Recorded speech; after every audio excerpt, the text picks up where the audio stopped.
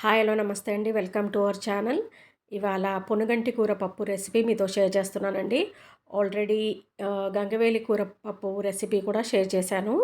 ఇవన్నీ పొనుగంటి కూర, గంగవేలి కూర అనేది ఇది సీజనల్ అనమాట. వేరే సీజన్స్‌లో రాదు. చాలామంది బిగినర్స్‌కి, బ్యాచిలర్స్‌కి తెలియకపోవచ్చు. అందుకని ఈ రెసిపీ షేర్ చేస్తున్నానండి. ఇది తాలింపు ప్రాసెస్. వెల్లుల్లి రెబ్బలు వేసుకున్నాను. ఇంగువ అది వేసుకోవాలి. చాలా న్యూట్రిషనల్ బెనిఫిట్స్ ఉంటాయండి.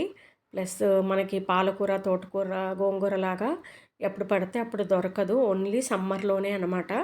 అంటే దొరికినప్పుడు మనం maximum healthy healthy leafies utilize చేసుకోవాలండి. బిగినర్స్‌కి, బ్యాచిలర్స్‌కి తెలియకపోవచ్చు అని చెప్పేసి నేను షేర్ చేస్తున్నానండి ఈ రెసిపీ. అయిపోయిందండి. ఇది తాలింపు వేసుకున్నాను.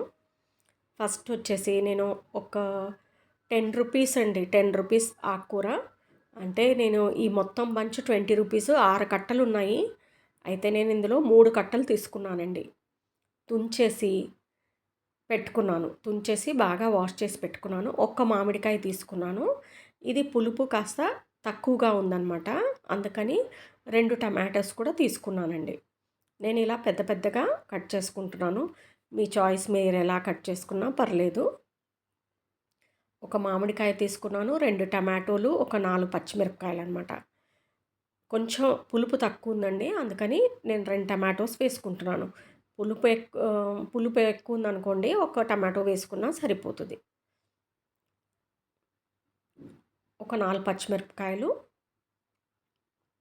ఇక్కడ నేను 100 గ్రామ్స్ పప్పు తీసుకున్నానండి, కందిపప్పు. బాగా వాష్ చేసుకుని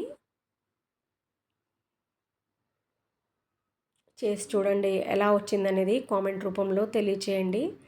మా సెకండ్ ఛానల్ ఏఎంఎస్కే క్రిష్ ఛానల్ అండి. షార్ట్స్లో వచ్చేసి మా పెట్టిది పెడతాను, లాంగ్ వీడియోలో వచ్చేసి క్రాఫ్ట్స్ ఉంటాయి. సమ్మర్ స్పెషల్ అని గర్ల్స్కి, బిగినర్స్కి యూజ్ అయ్యేటట్టు చూపిస్తున్నాను. అది కూడా ఇంట్రెస్టెడ్ ఉన్న వాళ్ళు వాచ్ చేయండి. 100 గ్రామ్స్ పప్పు అండి, కొంచెమేనండి నేను చేసుకున్నది. 100 గ్రామ్స్ పప్పు వాష్ చేసుకొని ఇవన్నీ ఇందులో వేసేసుకోవాలి. ఈజీ అండ్ హెల్తీ రెసిపీ అండి, త్వరగా అయిపోతుంది. ఇంకా చాలా న్యూట్రిషనల్ బెనిఫిట్స్ ఉంటాయండి. ఇది నేను కట్ చేసుకోలేదండి, తుంచుకున్నాను. మెంతి కూర తుంచుకున్నట్టే తుంచుకున్నాను అనమాట.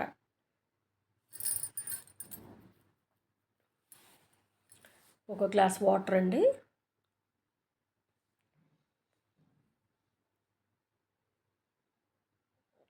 పసుపు,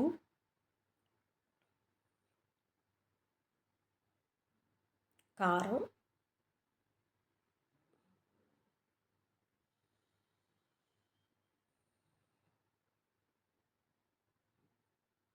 ఉప్పు అండి. మీకు రుచికి సరిపడా ఉప్పు వేసుకోండి.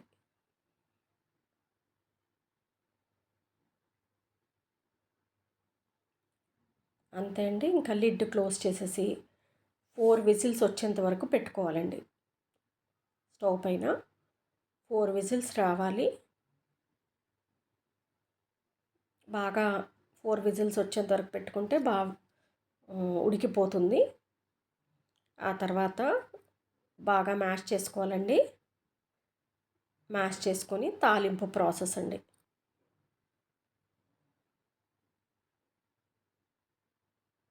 చూడండి, ఇలా బాగా మ్యాష్ అయిపోయింది. కొంచెం పప్పు గుత్తితో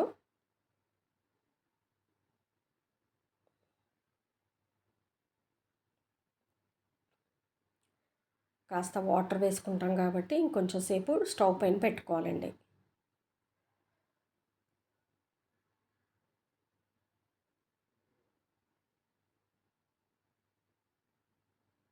నచ్చితే కనుక లైక్ చేయండి, షేర్ చేయండి, సబ్స్క్రైబ్ చేసుకొని వాళ్ళు సబ్స్క్రైబ్ చేసుకోండి.